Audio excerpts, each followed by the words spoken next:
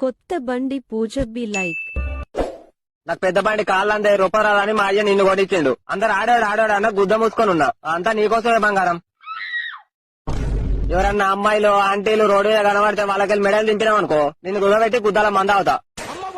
లేదంటే ఇనుప సామాన్ కమ్మక తింటా. నేను ఎంత గుద్దాల తాగినా చక్కగా ఇంటికి తీసుకురావాలి. అర్థమైందా? ఆహా, చెప్పురా ఇంకా చెప్పు. నువ్వే నా గుండెకాయ, నువ్వే నా వటకాయ.